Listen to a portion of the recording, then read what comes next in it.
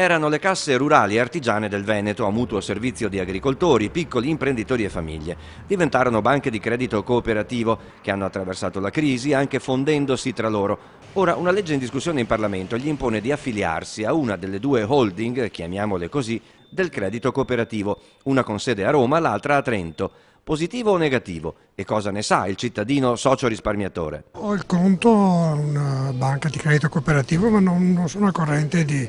Ho sentito che c'è qualcosa in movimento. La banca di credito cooperativo io l'ho scelta perché è una banca locale, perché conosco la persona, cosa che nelle grandi banche non è andato perso. Non so se sia un bene questa centralizzazione, se hanno svolto il loro compito bene, così restando piccole, forse è meglio che continuino a fare questo. Mi preferiria che fosse governata dal Veneto, diciamo, per capirsi. Ecco, ogni regione dovrebbe avere le sue cose, perché tutto a Roma dopo non si sa cosa che viene fuori. Che questa centrale sia poi a Roma, magari ecco, qualche dubbio, non vorrei che la politica mettesse le mani su questa, quindi è da vedere, insomma, da studiare. A suo tempo, quando c'era un certo sistema bancario tanto radicato nel territorio, andasse bene anche questa proliferazione, diversificazione eccetera.